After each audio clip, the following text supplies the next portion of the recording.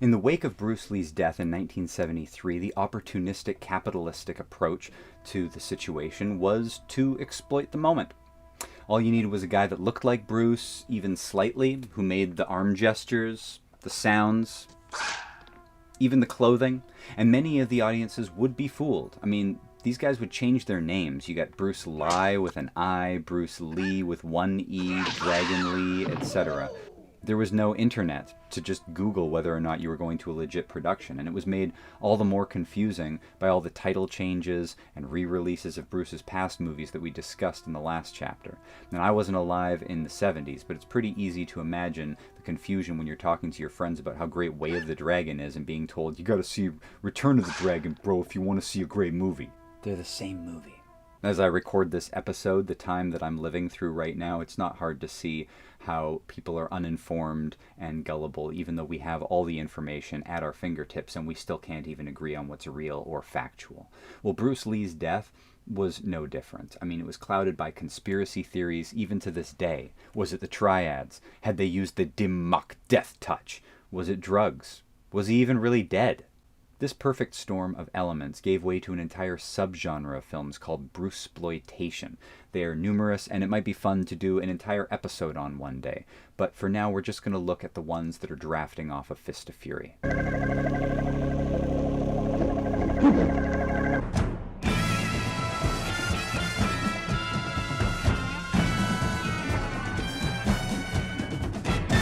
The first man to attempt to sit on the throne, and got the closest, though in later endeavors, not this one, was Jackie Chan.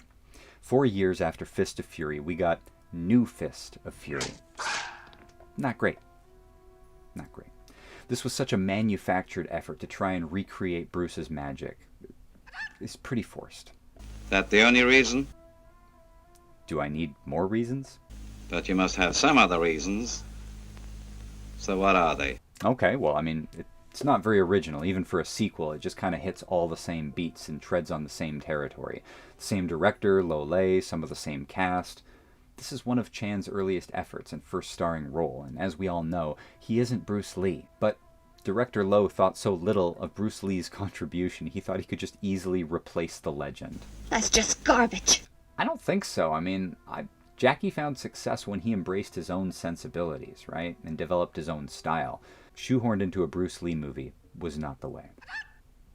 The plot's just a continuation of the first. After Chen's death, the rest of the students of the Ch2 school try to leave to avoid violence from the Japanese. Get this. The Japanese are the best! So they go to Taiwan, where they end up wanting to open up their school again, only to find themselves facing another rival Japanese school. We Japanese are in charge! We control everything! Jackie, meanwhile, is on a hero's journey. He starts as a thief and then is being trained by Bruce Lee's girlfriend, still played by Nora Miao, the same actress from the first movie, and then he becomes the new Fist of Fury by the end. Lord, I hope so. The movie tries to hit all the hallmarks from the first. There's a scene where someone jumps up and kicks a sign into pieces. There's scenes where the Chinese are referred to as dogs. Nunchucks happen. They're nunchucked. There's so much hatred for the Japs, as they were referred to over and over again.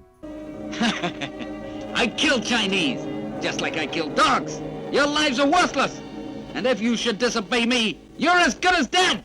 There's even a scene where Jackie puts the sign back together and then carries it through the streets, like on his back, to create morale, and Bruce's girlfriend looks at him and they splice literal shots of Bruce Lee in there. So there's no way or any chance that you're gonna miss what they were going for here.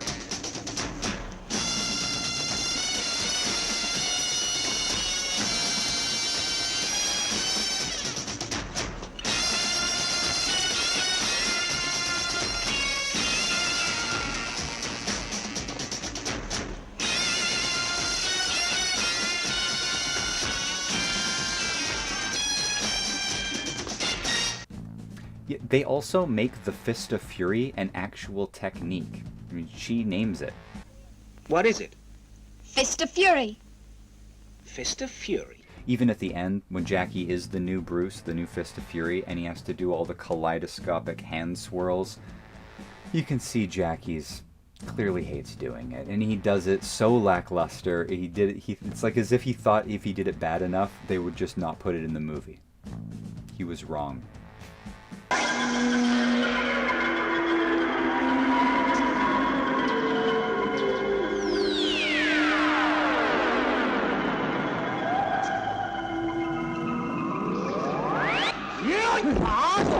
Another thing you need to look out for is which version you're watching.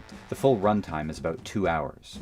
In 1980, as Jackie was gaining some success with The Young Master, they decided to cut 40 minutes out and re-released it without the entire plot of Bruce's lady friend and her brother leaving Shanghai after his death and going to Taiwan, which is pretty much all the glue that connects New Fist of Fury to Fist of Fury. So now that's all gone and it needs to stand on its own too. Instead, in the 1980 version, we start with Jackie the Thief, who steals some nunchucks and then gets involved in Kung Fu and then fights the Japanese. Presumably the Bruce Lee fever had broken by 1980 and there wasn't much cachet for audiences in referring to Fists of Fury at that time. Oh, and also the copy that I got on DVD features Jackie Chan on the cover holding a machine gun. That no machine guns is not correct. This is wrong. Now, this is the last time that Jackie Chan will visit the Shenzhen role, and I kind of feel sad about that, right? I mean, I would have been interested in seeing a Jackie Chan variation of Fists of Fury, maybe in the late 80s or early 90s, around Miracles, Project A2, Armor of the Gods time, when Jackie had kind of found his personality on film and then been able to see how he would have done it. Now, released the same year as New Fist of Fury, a sequel with a 2 on the end also appeared. It has nothing to do with New Fist of Fury. Like the Terminator sequels, these movies are each their own separate timelines. This movie also picks up right at the end of the first and uses montages of Bruce Lee images at the start of the movie, and then moves on to Chen's funeral before going right back to the Ch2 school being harassed by the Japanese. Not a lot of variation. But without Lee, we instead hang out with his never-before-mentioned brother. Well, I'm a relative of Chen, his brother.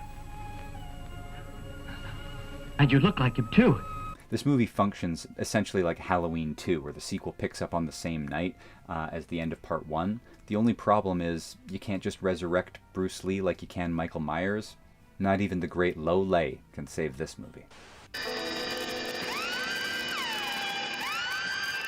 Hey man, you were great, okay, in that movie and lots of other movies, but this is just not one of your best. And even though the movie is serviceable and the fight scenes are fun, the entire premise is entirely redundant without Lee. Now the third entry, 3 years later, 1979, Fists of Fury 3, is a follow-up to Part 2 where Chen Zhen's brother Shen goes back home only to be followed by his reputation and more corrupt Japanese who force him back into fighting. What about this Chan San business? Huh? Chan? That's right. You know he killed one of our members in Shanghai. And he broke up our organization there. And so, our boss wants to settle the score. It does round out a trilogy, though. I mean, if that's your thing. Sometimes, once something's a trilogy, I feel compelled to watch it, even if it ends with Candyman Day of the Dead, or Beverly Hills Cop 3, or Leprechaun 3. Shut up. No, you're right. That was a stupid thing to say. I mean, I take it back. There are lots of other sequels to Leprechaun, so it's not really a trilogy at all, and I actually like Leprechaun 3, so yeah. I'm glad you liked it, lad. So without Lee, these just become generic kung fu flicks, with thematic resentment of the Japanese forces, and Part 3 is considered better than Part 2. That's good news. But I warn you, be careful. Perhaps because it's covering some new ground. While the last movie was constantly repeating all of the signature moments from the first movie, the third part's at least a little different. Everybody in Shanghai knew about your brother. He was an honorable man. Yeah. And he died. And my mother just cried her eyes out. That's how she became blind, ever since. My brother died. But I mean, it's still what it is in the end.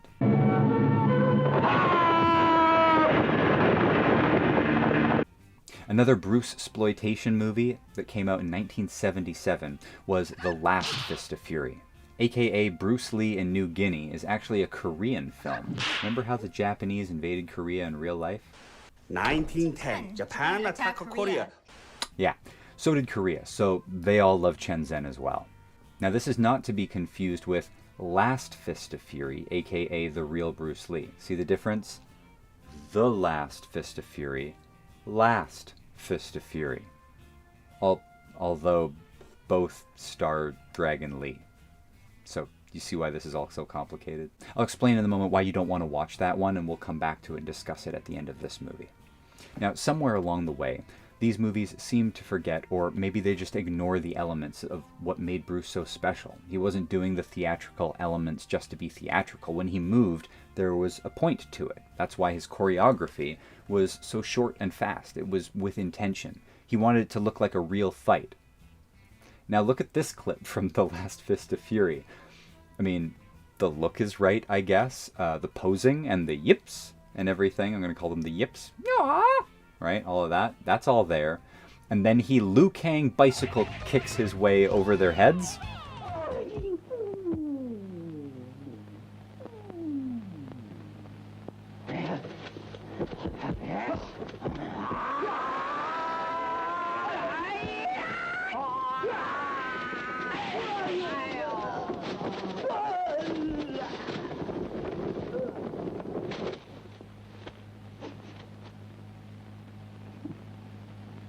And then they've got the bouncing ninjas.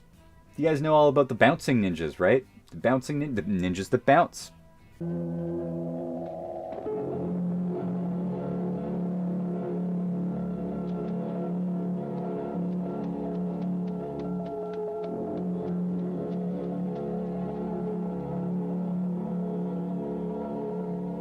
But like all great cheesy movies, the eccentricities, the weird and silly stuff becomes the reason to watch them.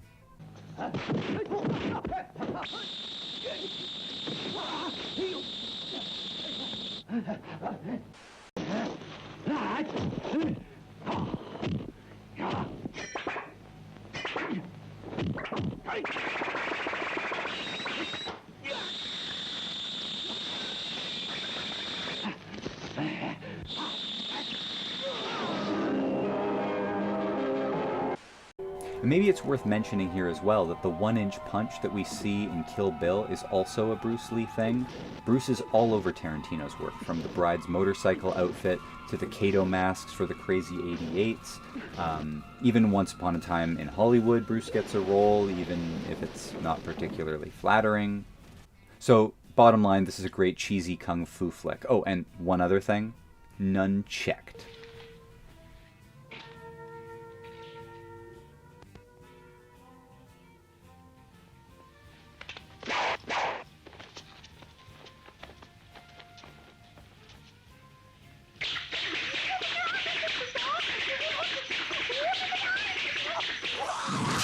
Now, if you see this movie, The Last Fist of Fury, you can skip over young Bruce Lee and The Last Fist of Fury, aka the real Bruce Lee.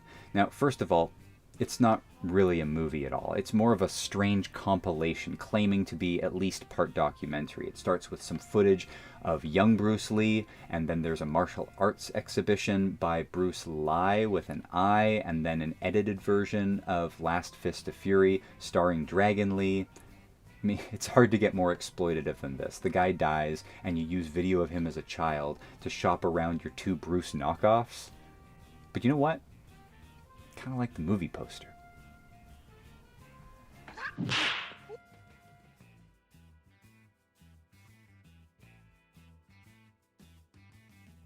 Okay, next up is another Korean production. What do we get after The Last Fist of Fury? The Return of the Fist of Fury. And this one's got a weird history. And this one is weird. It's weird, and it has a weird history. Okay, let's do the weird first, and then we'll do the history. Take a look at this scene between these monks having a very deep and philosophical conversation, and see if anything's odd. Before you decide on what course to take, you must think it right through to the end. If you do, then you will never fail whatever you should do. But if you do not, something will happen you hadn't bargained for. You'll be dissuaded from your purpose. You must mark my words well. Let's suppose, shall we, that a blind man touches an elephant. And another blind man also touches an elephant in a different place. Do you think they'll agree on what it is they are touching? They will each say it's something different. That is only natural. And it's not their fault. Their understanding is limited. Thus they remain in ignorance. Can somebody change the subject now? Our country's overrun by foreigners. We should fight on behalf of the people. Really? It's true, our people hate the foreigner. Okay, well, this turned bad really fast. Let's do the weird history, all right? This one was a surprise to me. From the outset, it seems like a pretty average to low-quality exploitation film, but just in order to explain it, I'm going to have to connect two other movies, and, well, you know I'm always down to explore a good tangent.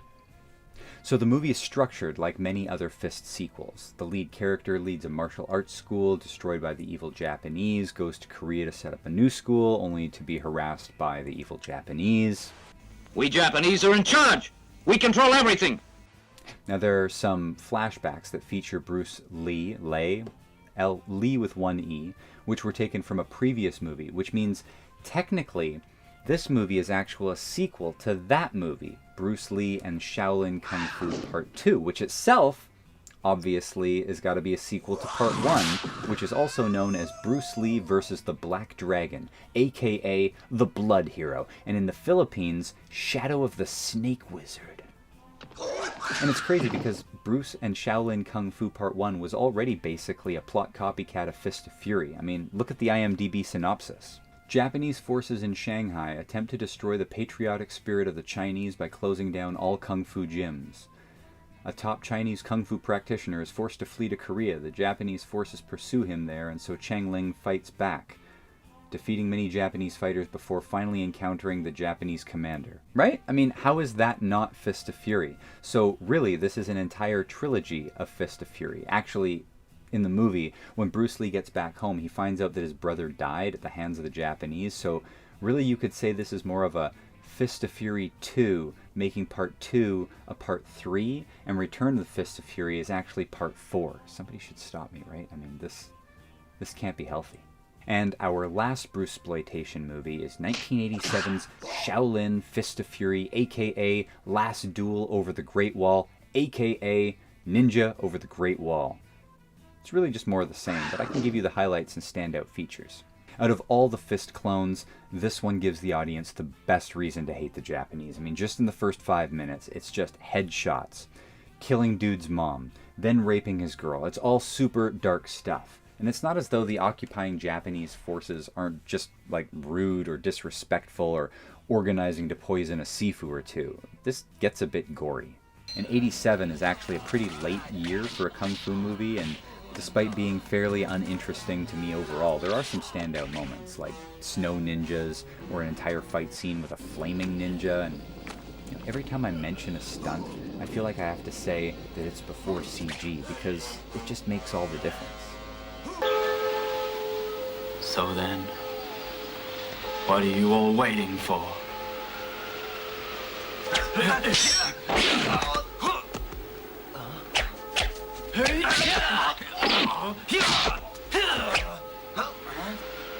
Now, you know, one of the tenets of the exploitation movie is often to promise more than you can deliver, and often it's right on the cover, right? There was the new Fist of Fury with Jackie Chan with a machine gun, which is absolutely ridiculous. But here, in Ninja Over the Great Wall, they deliver as promised. I mean, I wish the print wasn't so dark, because there's these torchlit scenes and there's a lot of moments where that's all I can see is black and a couple little lights on there. But there's good fun in here. I mean, the final fight on the wall and the ending is pretty epic and satisfying. I told you I'd kill you if you returned. I made a vow to avenge my master and kill you.